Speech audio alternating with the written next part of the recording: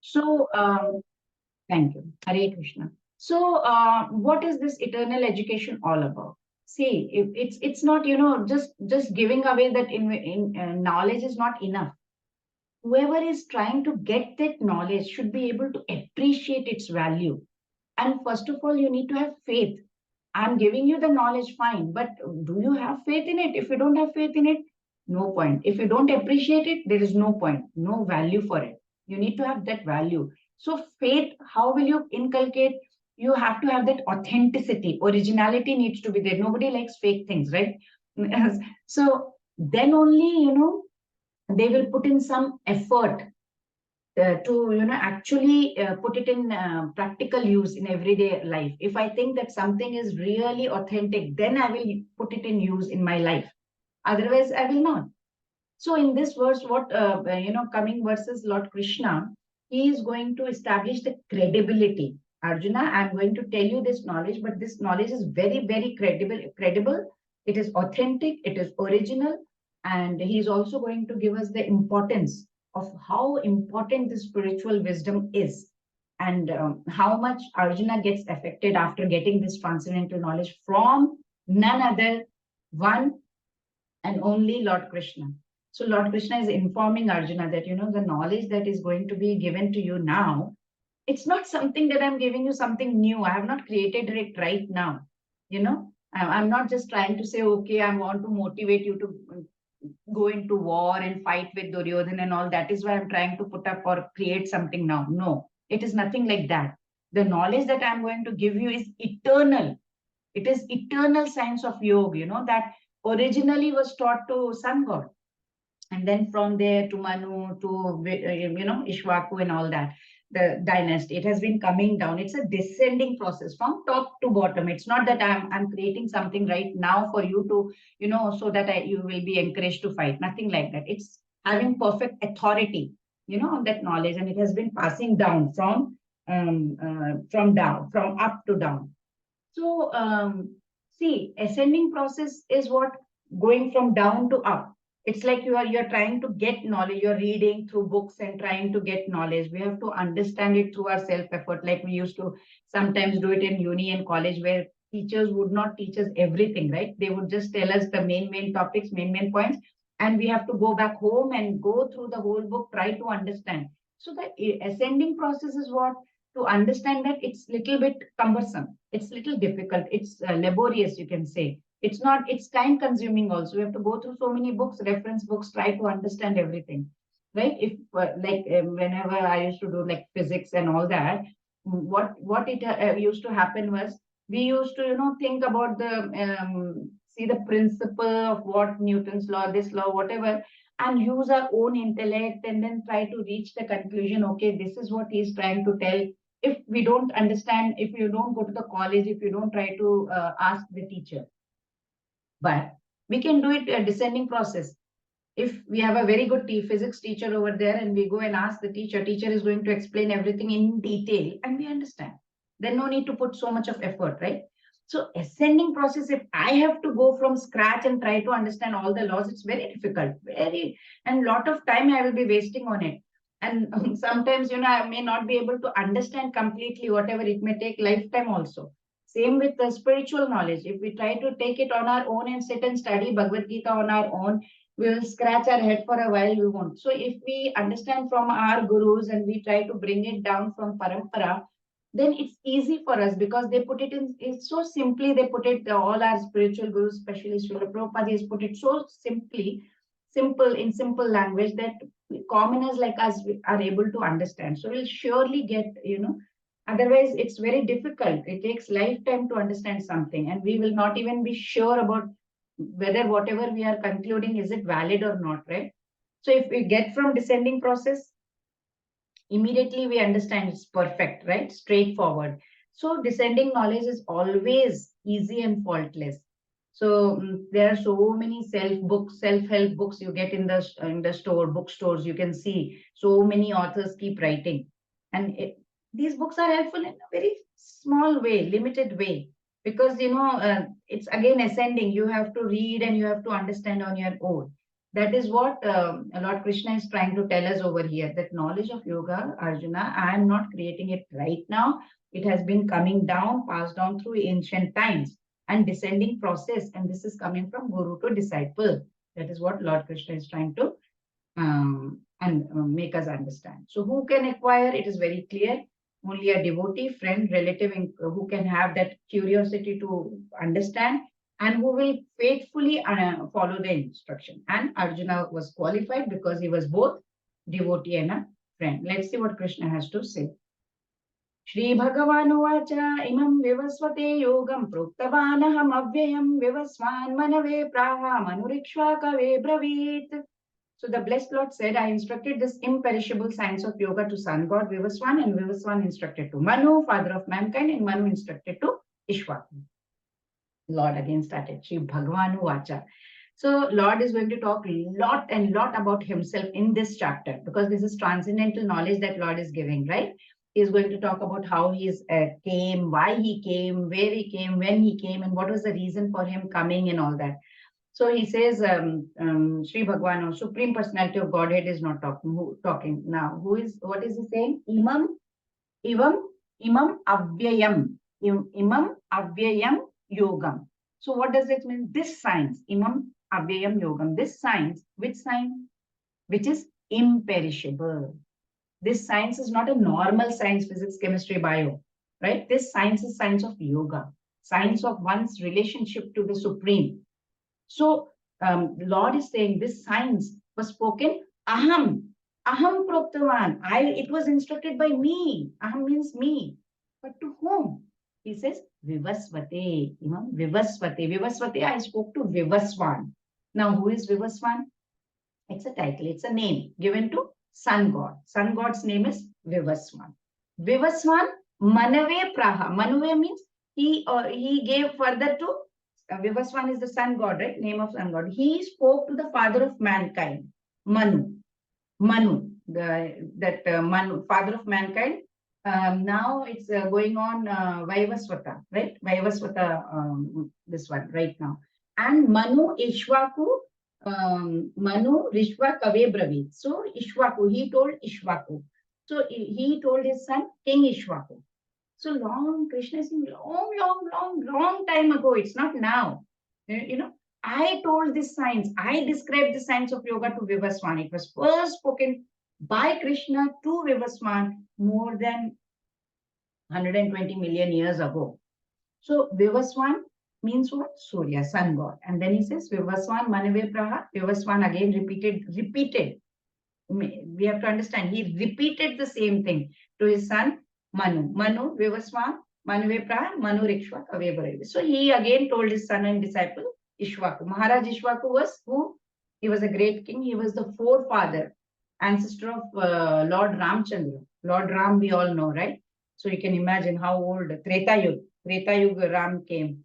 So sun is the king of all the planets, right? So the present name was Vivaswan. He rules the sun planet. He is controlling all the planets by supplying all the heat and the light and everything. So Lord Krishna made Vivaswan, originally made Vivaswan his disciple. Lord Srila Prabhupada says, to understand this Bhagavad Gita. It has been coming down from time immemorial, says Srila Prabhupada. So Bhagavad Gita, according to Srila Prabhupada, he says that Bhagavad Gita is as good as Vedas, because it has been spoken by Lord Krishna himself. So this is apaurishya, means super, we can say transcendental, that means. So who is speaking the knowledge? Who is giving this knowledge? It is coming from the lotus mouth of Lord Krishna himself. For whom? For others to benefit from it. For that, what is needed? Faith. Faith has to be established. That is the main crux of the whole thing. Without faith, we cannot use this knowledge. So Lord Krishna in this verse is giving the credibility. Like, for example, these days we have weight reduction diets have come.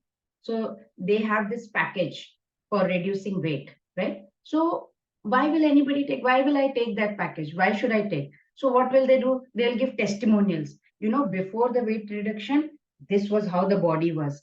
And after the weight reduction, this is how the body is. So how fit that body has become. So people say, oh, wow, look, yeah, that is good. So they will choose very good, credible people from the industry or from wherever. So we will say, wow, yeah, that is good. So I think maybe I can also. And then what happens? The faith is getting created.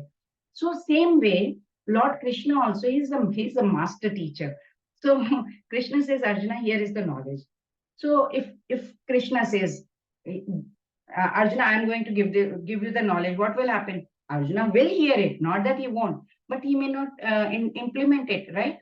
So to establish that credibility, he's giving those testimonials. Lord Krishna is saying, Arjuna, this knowledge I am giving to you is not just to make you fight the war. It is the same science I had given at the beginning of the creation also. So Lord Krishna is saying that this is how the knowledge came, and it will help to create, sentiments now. Like for example, if you go to a temple, right, and then we see an idol made of stone, we not have got so much of importance about it. Then we'll say, somebody will say, oh, this is the idol, but look at it from the eyes of knowledge. There is a pratishtha that was done for this, and they invoked the presence of Lord in it. And then then we get some kind of value for those deities now. And they will say millions of souls till today have been worshipping its age-old deity. Again, some sentiment bhav has increased. And then if someone tells us that the deity has been worshipped by, let's say, Sripad Madhvacharya or Chaitanya Mahaprabhu or whoever, wow, again. And you know what? First initially, that this deity was given by Hanumanji, suppose, who himself manifested. Now, the way we will look at that deity will be completely different, right? So that's what happens. The new layers of devotion keeps, adding up. Similarly, Lord Krishna is also telling it came to, from Vivaswan, then Manu, and this is actually, Vaivasvat Manvantar going on. So it's very, very old. So Bhagavad Gita, as it should be accepted in disciplic succession. So what is disciplic succession or parampara? What is its important? Question is like, if Krishna already gave this knowledge, then why is he repeating it? So Lord is giving that reason in the next shloka. But before that, let's quickly go through that importance of parampara. So the importance of parampara, transcendental knowledge about Krishna should be received in disciplic succession because it reveals the truth about Krishna. Very important. Why we need that in disciplic succession? Because that's when we understand about Krishna, his birth, his pastimes, everything, right? So sun planet is origin of all planets within the solar system. In Brahma Samhita, it is stated, what is it? Yachakshureva savita sakala grahanam raja samasta suramurtir ashesha teja yasyagnya brahmati sambhrata kala chakro govindamari purusham tamaham bhajami. Sun, who is the king of all planets, full of effulgence, image of good soul, eye of the world, I adore primeval Lord Govinda, in pursuance of whose order Sun is performing his journey, mounting on the wheel of time. So you can see even Sun is following the Lord's orders. So we can understand from this. He is the origin, right? So knowing after all this, one who takes shelter of Lord Krishna will become purified and attain Krishna. So let's see further. Evam parampara praptam imam rajarshyo vidu sakale nihamata yogo nashta parantapa. Yes, Srivali Mataji, Hare Krishna. Hare Krishna Mataji. The supreme science was thus received through the chain of disciplic succession, and the sanity kings understood it in that way, but in course of time the succession was broken, and therefore the science is as it is appears to be lost. Hare Krishna Mataji. Hare Krishna. So first words, what did Lord Krishna say? Disciplic succession. So Krishna said, I gave this transcendental knowledge of Bhagavad Gita to sun god Vivaswan. Then Vivaswan gave it to Manu, the father of mankind. Then Manu Maharaj gave it to Ishwaku, and further like that in Treta Yuga, right? So here now what Lord Krishna is trying to give is that same Bhagavad Gita knowledge he is trying to give it to Arjuna. So question arises that if this Bhagavad Gita knowledge was given long time ago, somewhere, when was it given in Dwapar Yuga also? Why is it Treta Yuga, and why is it being repeated in Dwapar Yuga now? So reason Lord Krishna is giving here in this shloka. He says, Imam, thus. So Raja Rishya Vidu means Raja Rishya means the transcendental knowledge was given to Raja Rishis. They were received by saintly kings. How did they receive? Parampara Praptam. They got it through the parampara, disciplic succession. So then what happened? Sakalena Mahata means with time what happened? In course of time, in this world, what happened? Yogo Nashta Parampara. In course of time, slowly, it got scattered. The signs of one's relationship with the Supreme, it got nushed. Or you can say, oh, Arjuna, do you know what happened with time? The science was lost. So Lord Krishna is saying, I'm giving it to you again, Arjuna. So Lord Krishna says, the knowledge which I imparted to Sun God, it was coming through Parampara. Now, Srila Prabhupada very nicely explains in one of his lectures. He says, why is it lost? Do you think that there were no learned scholars during that time? He says, no, there were many. But Lord Krishna still says, right, that knowledge was lost. What does it mean? Lost here does not mean that Bhagavad Gita was lost. The purpose, the explanation was lost in the sense that the scholars, they started interpreting their own way. My intellect says, no, this is right answer. I will put it that way. So everybody started using the shlokas and interpreting the way they wanted to. But Srila Prabhupada says, without devotional heart, one cannot understand the message of Bhagavad Gita as it is. Bhagavad Gita should be what Krishna wants to stress, not what I want to tell. I have to put Bhagavad Gita as what Krishna wants to say. So whoever is a student of Bhagavad Gita, we have to accept in disciplic succession, as Lord Krishna is saying. He's telling Arjuna that it is coming through parampara, evam parampara praptam. So disciple has to understand. Otherwise, what will happen? I will use my own intellect and come to some conclusion, right? Like, there was a tree and a bird was sitting on that tree, and there were three gentlemen sitting down under the tree, and they started looking at that bird and started contemplating as to what that bird was trying to say. Bird was chirping. So they was trying to understand according to their own intellect. So one gentleman, he was used to sell masalas, and also he listened very carefully.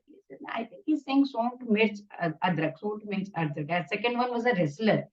He said, wrestler, dand baitak kasrat. Is it saying like dand baitak kasrat? Because they are using their own intellect. Third person was a devotee of Ram. And he said, no, listen carefully. I think the bird is saying Ram Sita Dashrath, Ram Sita Dashrath. So, we don't know what the bird was saying. Only bird alone knows what it was saying. But each person started interpreting the according to his or her nature. So same way Lord Krishna is saying that parampara got corrupted. So he says, I have come now in Dwapar Yuga, I have come now. I am trying to re-establish it, Arjun. So here we have this knowledge now that Lord Krishna gave to Arjun. And we are also trying to understand through the disciplic succession, parampara. So the question that, another question that comes up is, Krishna could have given Bhagavad Gita to him. Why did he give only to Arjuna? What was Arjuna's qualification? So, okay, let's see the parampara first. So these are the four major paramparas, four main sampradayas.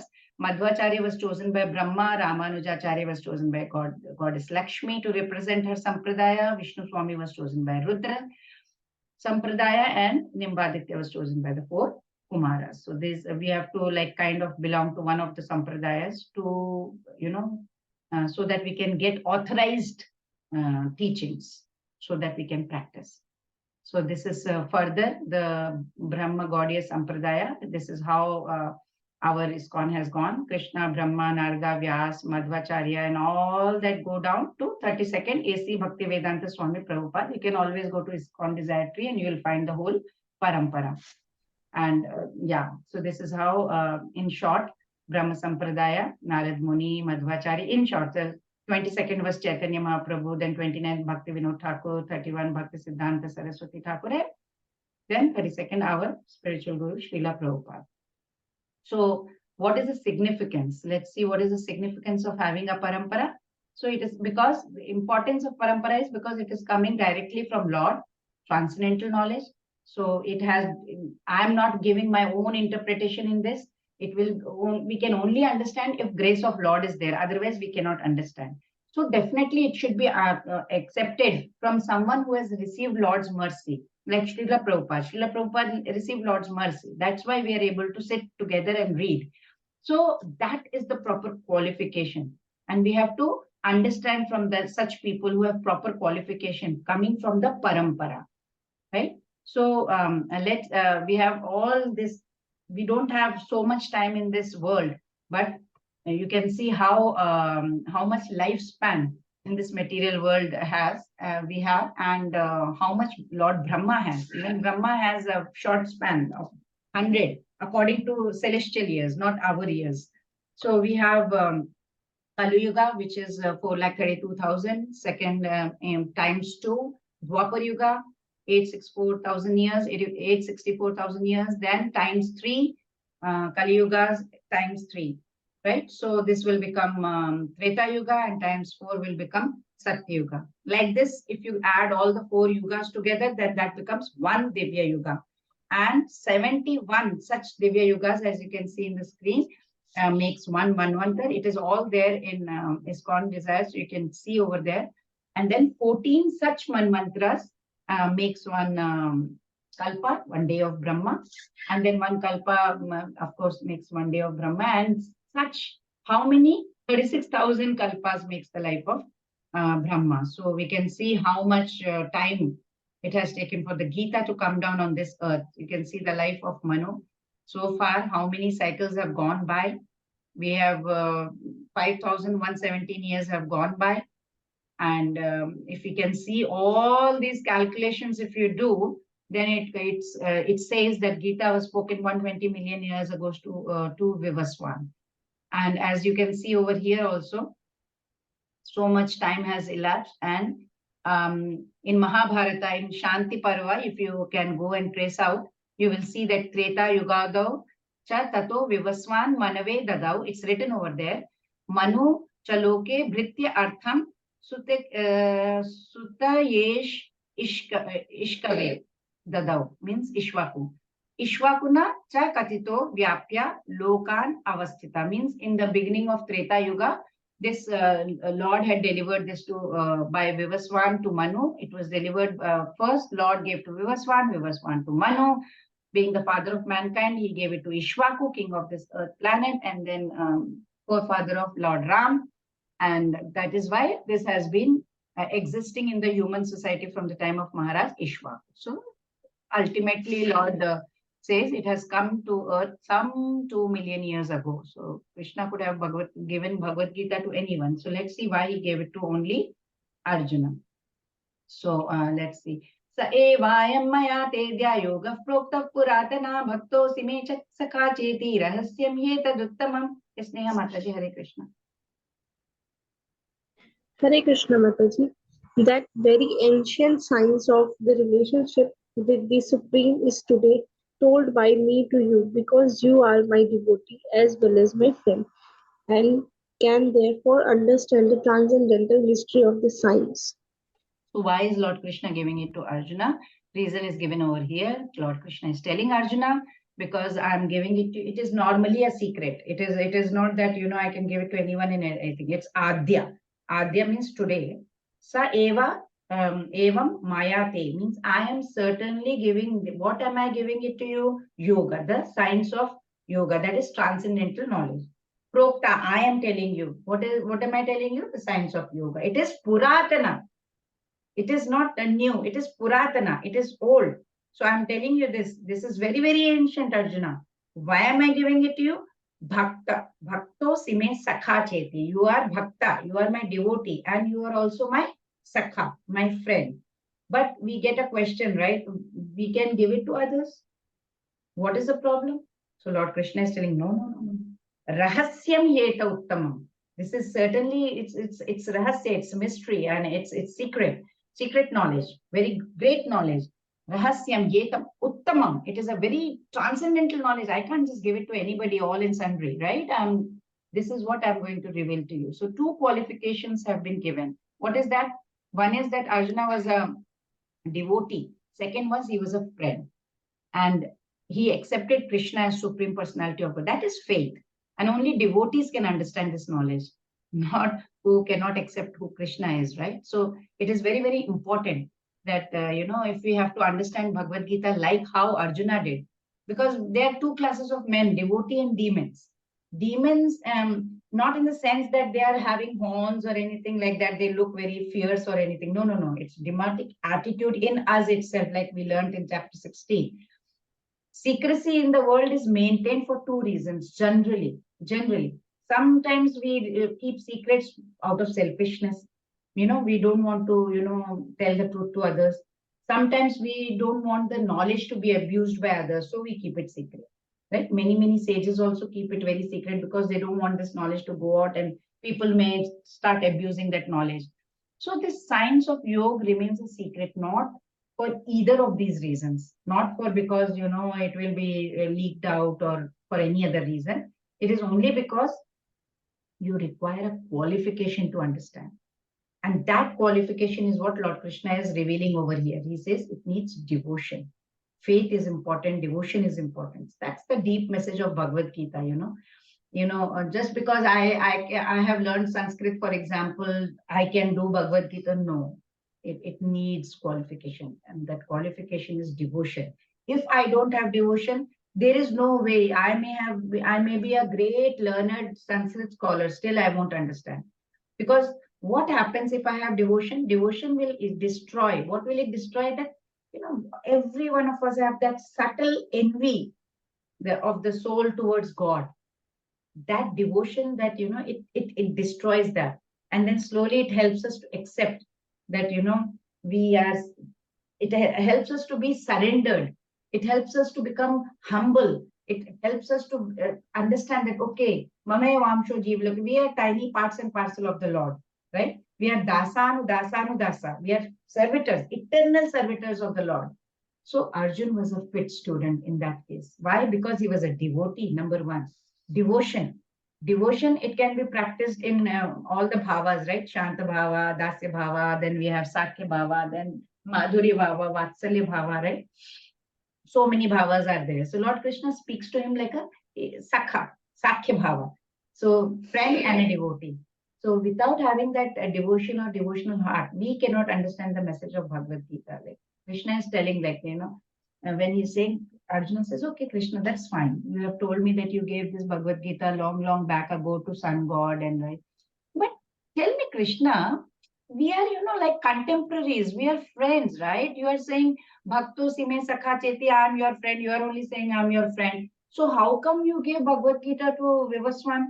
I'm not understanding this. Like, Arjuna is kind of posing this question, and Krishna will start revealing this transcendental knowledge after this question, right? So Krishna is going to speak about his own real position. What is his position? So let's see and taste the nectar more and more. Let's see that. Aparam bhavato janma param janma vivasvatah katame tadvijaniyam madhav proktavaniti. Yes, Snigdha Mataji, Hare Krishna. Hare Krishna. Arjuna said, the sun god Vivasvan is senior by birth to you.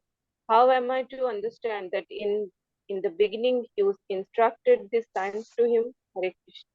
Hare Krishna. So Krishna has spoken something that has confused Arjun, right? He said, you have given this Bhagavad Gita knowledge to sun god. Now you say millions of years ago you gave it to, then Treta Yuga, Ishwaku Maharaj was given, then Manu gave to Ishwaku. All this I understand, but one thing I don't understand, Krishna, is that you are now with me right now in this war field. How could you have given this knowledge to sir? Can you please clarify this? So, so Arjuna said, Aparam bhavato janma. You Krishna, bhavataha, you, bhavata means you in Sanskrit. You took janma, you took birth after Vivaswan, right? Aparam bhavato janma. Param Janma Vivasvata, you took after Vivaswan. And to clarify that point, he is again saying, Param Janma Vivasvata, you took afterward, but you took, again, he is repeating the same thing. You took Janma after Vivasvat, right? So, Vivaswan has taken birth before you. So, tell me, Katham, how, Etat Vijnanam, how am I to understand this? Tvam Ada, that you, Proktam, you spoke, you told sun god in the beginning, Ada, you told them that time in the beginning. Oh, Krishna, I need a bit of clarification in this regard, says Arjuna. So he's devotee, right? Arjuna is devotee. So actually, he is above all this misunderstanding of transcendental, he is He is Krishna's eternal associate. But see, in fact, if we move to 10th chapter, if we are like we did last time, right, in level 1, where Arjuna says, Param Brahma Param, what does he say? Param Brahma Param Dharma Pavitram Paramam Bhavan Purusham Shashvatam Divyam Adidevam Ajam Vibhum. He says that to Krishna, right? He says, you are Supreme Personality. I know, I understand now. You are eternal. You are transcendental. You are original person, right? Ajam Vibhum. You are very unborn. You are oldest. So, for whom, if Arjuna already knows, then for who is he asking this question? Two reasons. One, he is not asking for himself, actually speaking.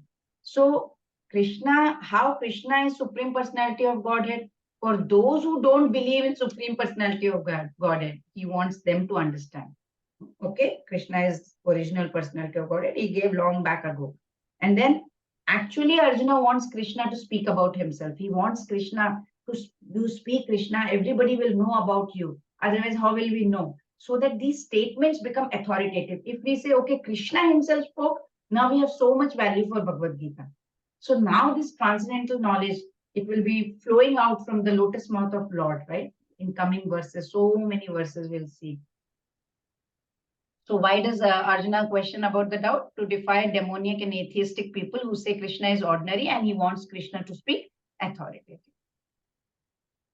Shri Bhagavan Uvacha Bahuni me vyatitani janmani tava charjuna tanyam veda sarvani natvam veta parantapa. Yes, Pravina Mataji, Hare Krishna. Hare Krishna Mataji. So Krishna says, many births both you and I have passed. I can remember all of them, but you cannot, Arjuna, O subduer of the enemy.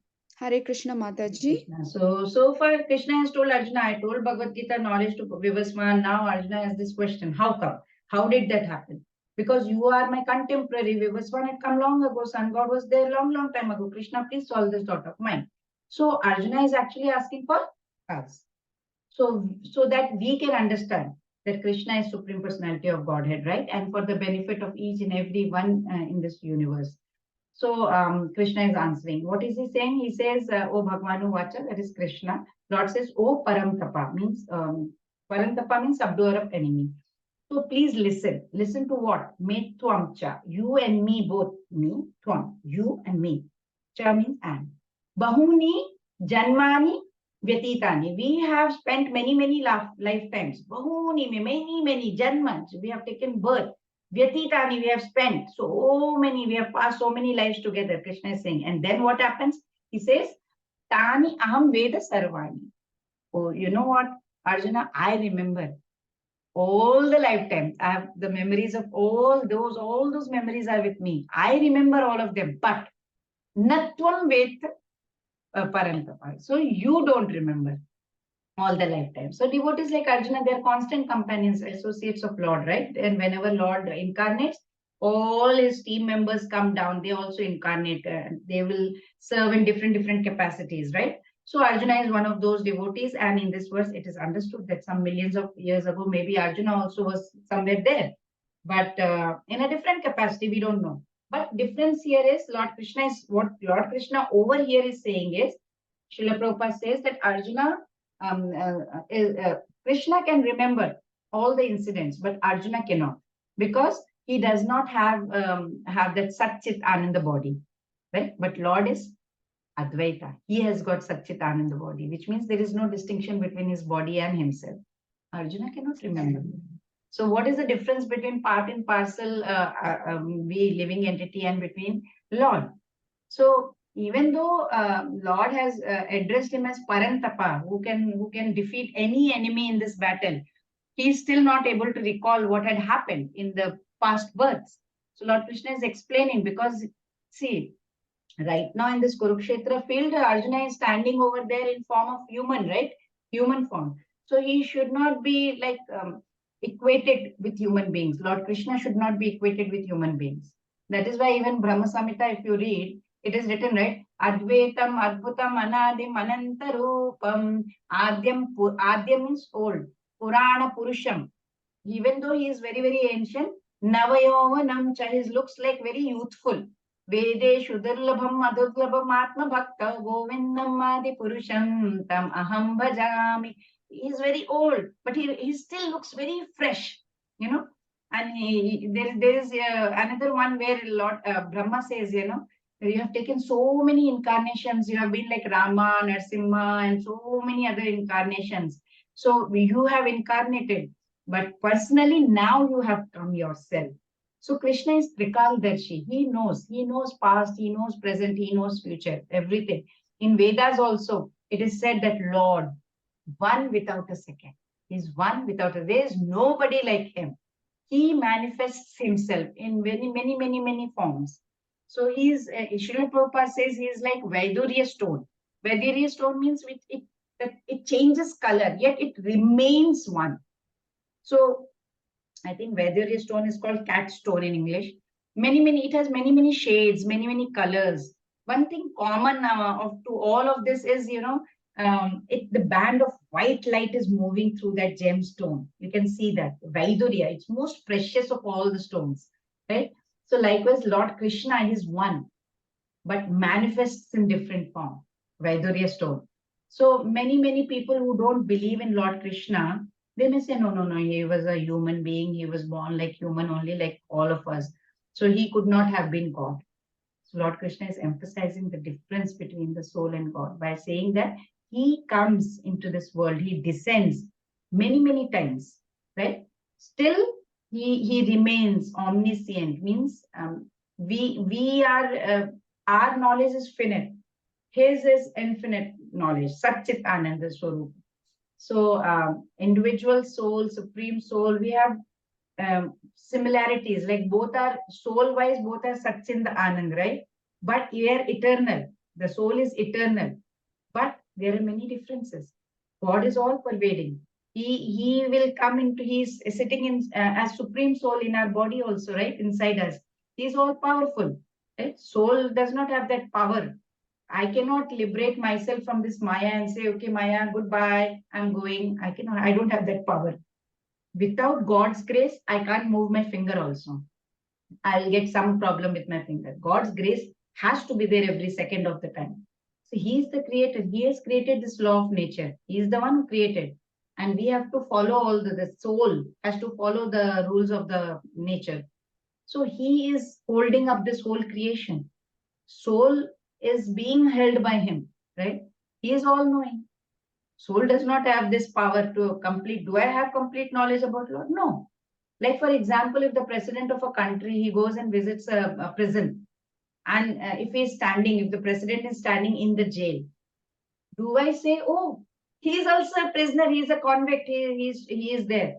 No.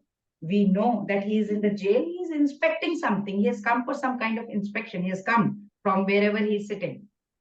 Same way, God sometimes comes, he descends in this material world, but he is never separated of his divine attributes. Just because president has gone to the jail, he is not a prisoner.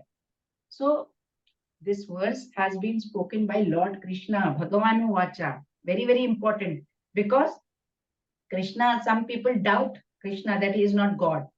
So let's see, Lord Krishna will continue with this flow about telling about his transcendental quality, about how when he appeared, what happened, how does he appear and all that. Let's see.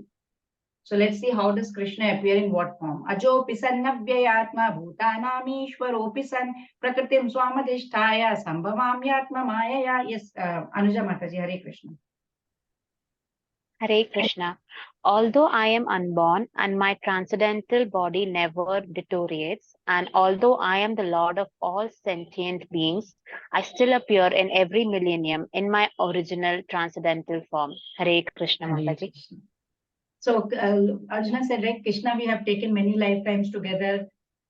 Krishna tells Arjuna, we have taken many lifetimes together. I remember all my janmas, but you don't. So when it comes to, us, we keep changing bodies in every life. Naturally, then how will I remember my previous life, right? So Lord Krishna says, but when I come in my original form and I don't forget any of them. I know all the past, present, future, everything. So Krishna is speaking more about his appearance. So he's describing his own nature. Ajopi sanna vyayatma. He says, so Lord is number one. Number one what? Ajopi sanna vyayatma. He is aja, unborn.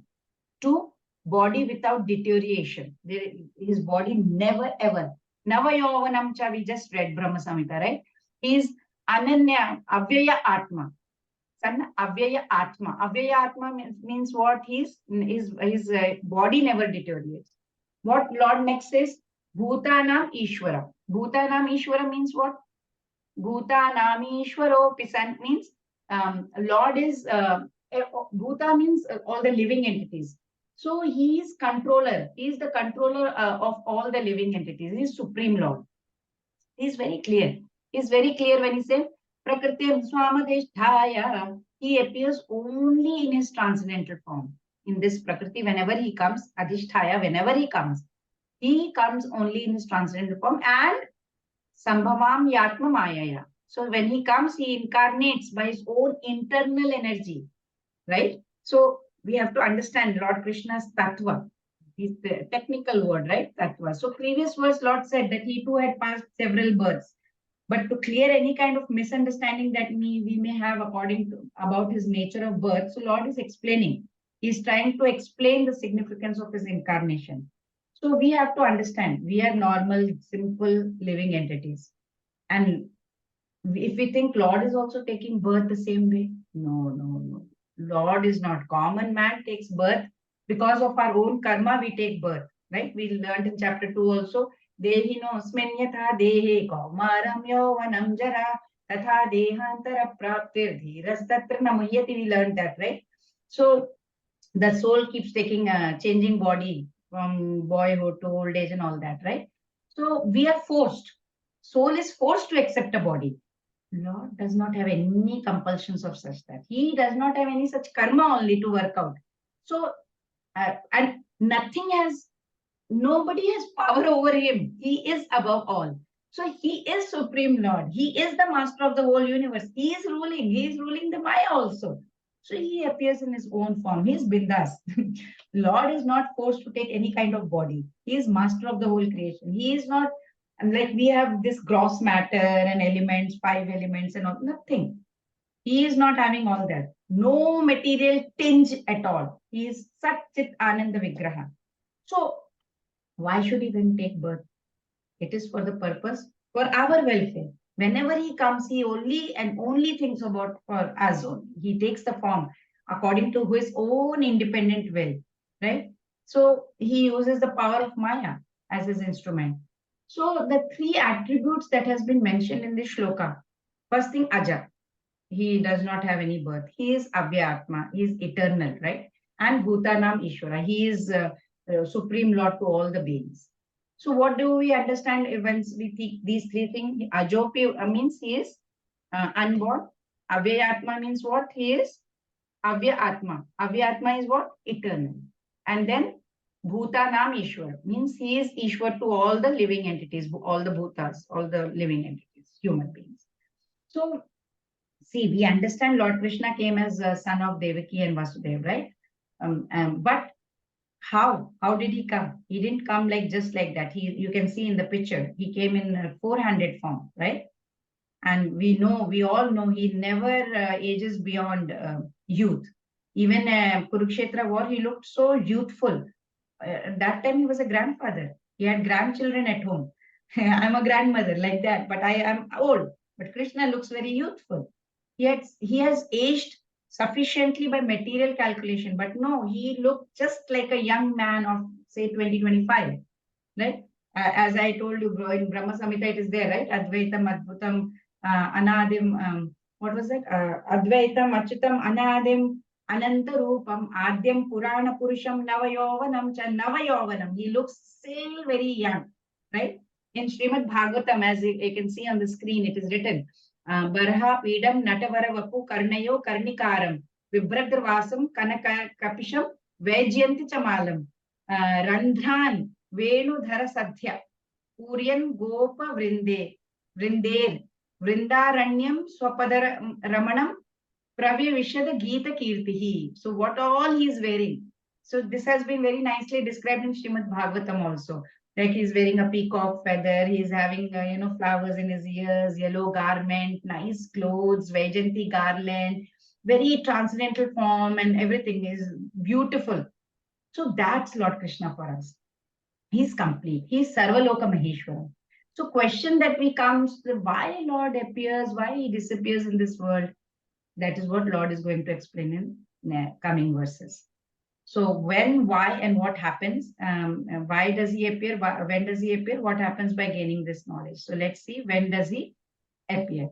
Yada yada hi dharmasya glanirбhavati bharata abhyuthanam dharmasya tadatmanam srijamyaham. Yes, Neha Mataji, Hare Krishna.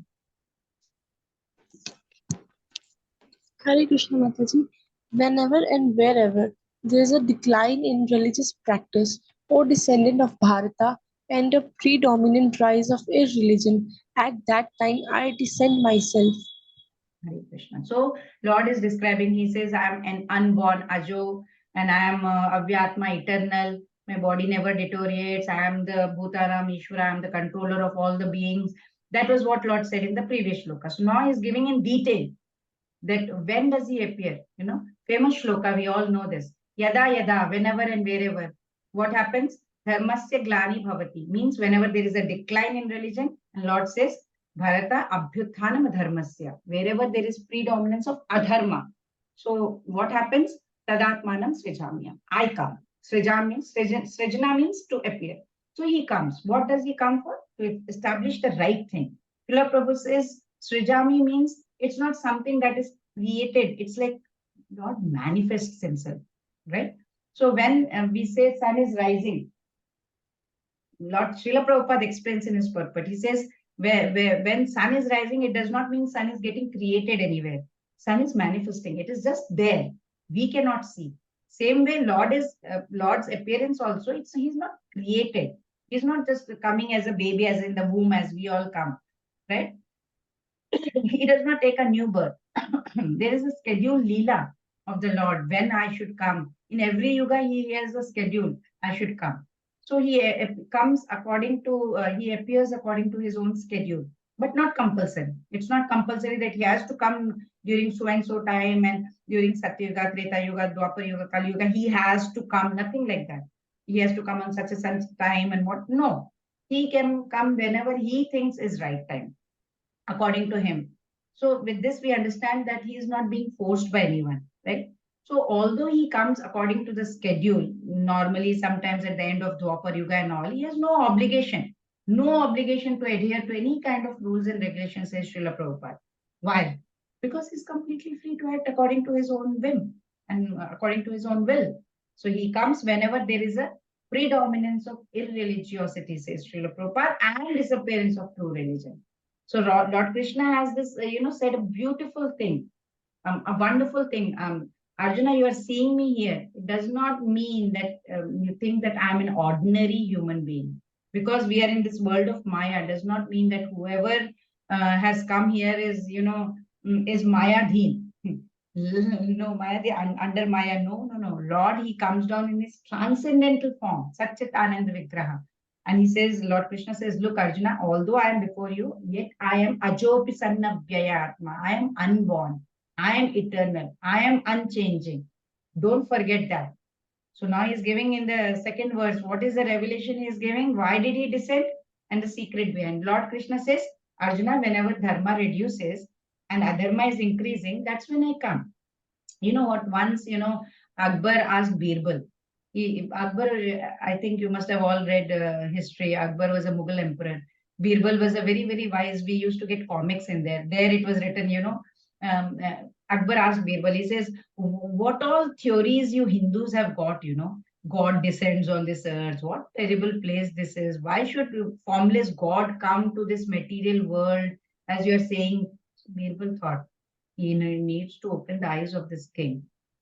So one in the evening, Akbar had gone for boat ride. So what did Birbal do? He also took another boat and he followed Akbar. And what did he do? He took Akbar's infant child, very small child, in his lap.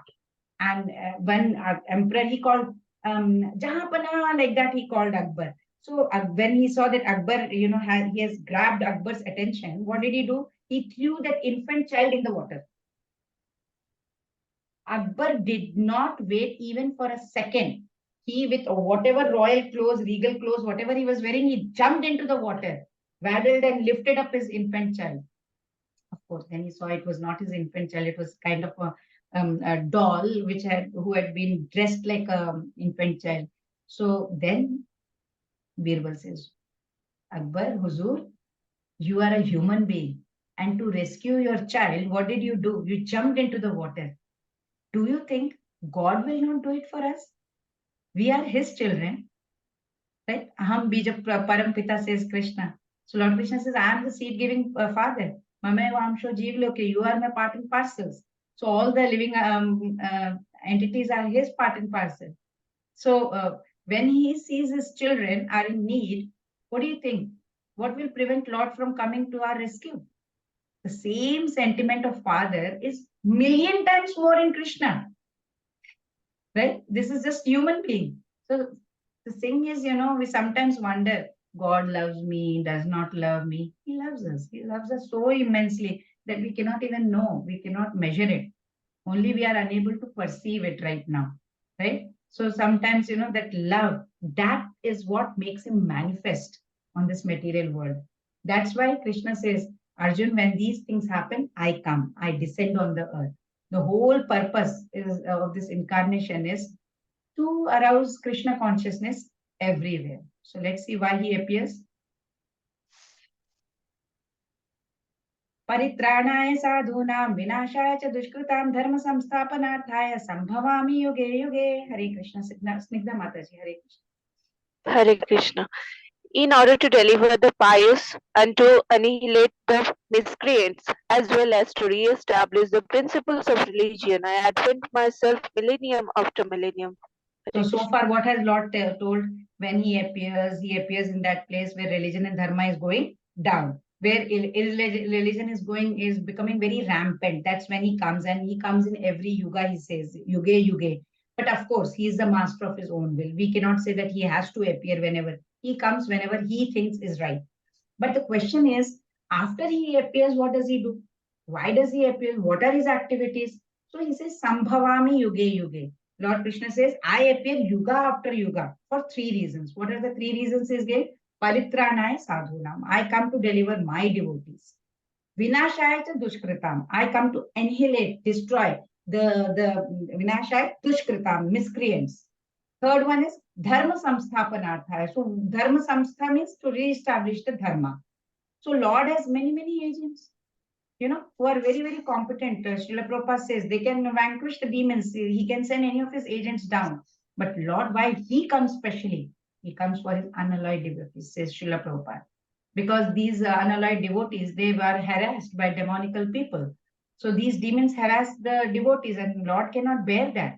Right? We have many, many examples. Prahlad Maharaj, who was harassed by his own dad, his father, Hiranyakashipu. Devaki Mata, who was harassed by Kamsa. Right? So they were ill-treated. Lord appeared immediately, and He killed Kamsa over there. He killed Hiranyakashipu. So it is said that He comes to deliver His devotees. He comes to vanquish or destroy the demons, miscreants. He comes in different incarnations. So what is the benefit of knowing Krishna's appearance and His activities? So Lord has said He comes to this world. He stated 3 reasons. He said, I want to annihilate the wicked. I want to protect my pious devotees. I want to establish dharma. But we need to understand how convincing it is. How does He protect His devotees? God is seated in our hearts, always protects us. There is no need to come as an incarnation for that purpose, right? So many, many devotees are very highly spiritually elevated. They are qualified to meet God face to face, like Shabri. She met Lord Ram, right? So that's why Krishna comes, because He comes for His devotees. Shabri was waiting for thousands and thousands, so many years she waited for Lord. She was very old when Lord Rama ultimately came. It is said that Shabri, every day she would expect Lord Ram to come, so she will clean, she will keep his fruits ready for Lord Ram to come. Every day, imagine. So when Shri Krishna descended in this world, so the first, the eligible souls, got their first opportunity to participate in Lord's Leela. Like, some gopis, they were gopis in Vrindavan. They were liberated souls. They were sannyasis actually. They had descended just to assist Lord Krishna in this world. All these gopis had come. And they were very qualified sannyasis. They wanted to be with Lord Krishna. So they came like that. They took this opportunity. Oh, perfect opportunity to be with Lord Krishna. So they came as gopis. Right? So he comes to annihilate the wicked people also. He's all powerful. He can kill. He can just wish like this. He could have just wished, let Ravan suffer with prostate cancer. And poor Ravan, he would not even get access to the super specialty hospitals that we have right now. And he would be a dead Rakshas by now. So why should he take an incarnation? Why should he come down to kill somebody? He does not need to come. He can just take a bow and he can, okay, kill that demon and that will be done. Just will from Lord. But along with Lord, what happens to facilitate this pastimes, these leelas? Some saints, liberated saints, they come and they pretend to be Rakshasas. For example, who were Ravana and Kumbhakarna? They were none other than Jaya and Vijay. Right? They came from that abode of God only. They pretended to be demons. They opposed the Lord and they said they could not have been killed by anybody else but Lord. They were divine personalities. That's why. So God came down. God slayed the demons as a part of the Leela only. God's Leela only, his drama going on. and having killed them, what did he do? He sent them back to his divine abode from wherever they had come from. Jay came from there. They went back there, right? They came from there. So when he comes to establish the dharma is there in Vedas. Lord does not have to create any new dharma now. It's already there. So God can re-establish it through a saint. He does not have to descend himself. Then how do we make sense of the difference that have been stated? So we have to understand what Lord Krishna is trying to tell us. Biggest dharma is that soul can engage in devotion of the God. That's what. And how does God strengthen that? He takes by coming down. Once he comes down here, he is revealing his divine pastimes, his names, his forms, his associates. Then what happens? It becomes easy for us to associate with that, right? Because mind needs a form. If I say focus on a light and pray, I cannot. Now I can connect with Krishna. Formless aspect of God, I cannot. So now that Lord Krishna has come, he's performed his leelas, what do? We know, okay, he came some 5,000 years ago and, he did this is leela. Similarly, even the Ramayana, it has provided with so many bases for devotion. Whenever there used to be Ramanand Sagar's Ramayana on the TV, Sunday mornings, you could see all the streets would be empty. Of course, we should not follow everything that is going on the TV. They add many things. The perfect thing is from the parampara we need to take. But the pastimes of Lord Ram, so much fascination for all the people, for the leelas. That is the basis. That's how we can connect to God, And Lord Rama, he helped Ahalya also, where he released him. She was a stone and he released her, delivered her. So this is what happens, when someone understands pastimes, his birth, that's how we can connect to Lord Krishna. That is why he descends. That's a deeper meaning. So what happens when someone understands his pastimes, his birth? What happens to that person? What destination will he get? So let's see what Lord is saying. Janma karma cha me divyam evam yo veti tatvatah tyaktva deham punar janma niti mameti sorjuna. Yes, Pravina Mataji, Hare Krishna. Hare Krishna Mataji. One who knows the transcendental nature of my appearances and activities does not, upon leaving the body, take his birth again in this material world, but attains my eternal abode, O Arjuna. Although there are many transcendental forms of the Lord, they are still one and the same Supreme Personality of Godhead. Hare Krishna Mataji. Hare Krishna. With this, I'll try to end the Tuka. I'll take 5 more minutes. So here, see, nectar is flowing down Krishna's mouth. What is that nectar? He is describing his own nature, how he appeared. He told Ajopi Sanna Vyayatma, I am unborn. My body is indestructible. It cannot be described. So in next shloka, what does he say? when he appears, whenever the religion, goes down, whenever religion is pulled down, whenever irreligion takes place, I come. So what does he do over there? Paritranaya sadhunam, he protects his devotees, then he delivers, he slays the miscreants, vinashya dushkritam dharma samsthapanartha. He appears in Sambhavami Yuge Yuge, every yuga, whenever he appears, right? This much we understood. So if we understand all this, then what is the destination if we understand this? So he says, Janma karma chame divyam. So my janma, my birth, my karma, my various pastimes are all divyam, all transcendental. Evam yo veti tattvataha. Anyone who will know this tattva of mine, whoever will understand this truth of mine, my janma, my karma, my all this transcendental thing, that what is that? That they are all transcendental, all this thing. Then what will happen? Tyaktva deham punarjanma. So, naiti mameti sorjana. So he says, oh Arjuna, that person who understands this knowledge, this transcendental truth about me, about my deham, my body, my janma, my karma, he will not have punarjanma. So where will he go? Lord says, Mam etu. That person will come to my abode. Very, very great shloka, very hope-giving shloka this one is, where it is encouraging all of us here to understand Krishna.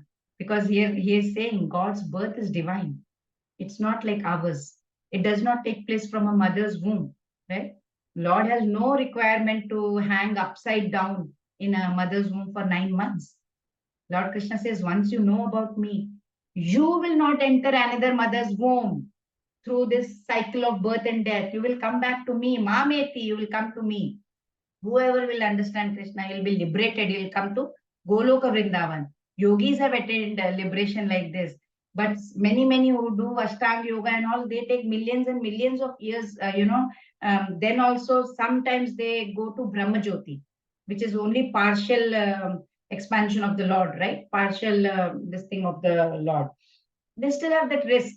If they feel very lonely, they will come back over here again. But devotees, because we are doing all this, bhajana kriya, everything we are doing, Mangalarti, we are in Krishna consciousness. What happens over here is we will attain Lord's abode. And we don't have that risk.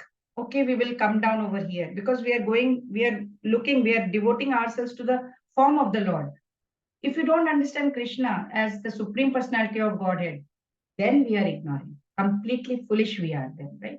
Then we cannot attain salvation. Srila Prabhupada says it's like, we are licking the outer surface of the bottle of honey. How will we know the taste of honey then? Srila Prabhupada says. So what is the benefit of knowing Krishna? Krishna says in chapter 13, he says, Indriya artheshu vairagyam anahankara evacha janma mrityu jara vyadhi dukkha doshana. We will be away from this janma dukkha jara vyadhi. What is janma? Birth. Dukh, misery. Jara is disease. Vyadhi is disease. Jara is old age. So in this material world, all this is always there. It's not there in Krishna's abode. That spiritual world. What is better? Of course there, right? Where there is no ill, there is no sickness. Everything is beautiful. Beautiful over there. So we will be very happy. We'll keep doing seva to Bhagwan. In this picture, you can see two people, right? And small baby Krishna. Usually this pastime is Krishna's pastime during Damodar month, right? These two great demigods, they are Nala Kuvera and Manigriva, sons of Kubera. They were very rich man's son, right? Kubera is very rich. So they were addicted to wine and women. Once Narad Muni came over there, they did not pay attention and they were in a very abominable situation over there with women and all. They didn't cover their bodies. So Narada Muni cursed both of them. You will, for 100 years, you will be remain like a tree. And only Supreme Personality of Godhead, whenever he will come, because of his causeless mercy, you will be, delivered, if you are fortunate enough. So they will, that's what he said. And then, of course, we all know Damodar Leela, where Lord Krishna comes and he is bound up by wooden mortar. Yashoda Maya ties him, right? And then he proceeds towards those twin trees. And then he knew Narad Muni has done that. Narad Muni was his great devotee. So he knows that those trees standing are the sons of Kubera. So he said, okay, I will do that. And he proceeded, he goes through. Krishna could pass, but that wooden mortar could not. It was too big. Then he keep on pushing it. And ultimately, he pulled down the trees, and of course, uh, they both came out, and immediately they bowed down and paid their respects. And Krishna said, "Okay, Nalakuvera and Manigriva, your lives are successful now. You go. You have taken enough. You have done enough now here. Go back to your father's abode." So that's what do we understand? Very simple. No association of devotees, no bhakti. No bhakti, no Krishna. That's very clear. So this is the divine nature of God, God's birth. If we can develop faith in the divinity of this pastimes, his birth, then we will be slowly able to engage in devotion in Krishna's personal form. And then we can, of course, attain the supreme destination. And we will talk about it later. And I will stop right here. Pancha kalpatarubhyashta kripa sindhubhya evacha patitanam pavnebhyo vaishnavebhyo namo namaha. Hare Krishna.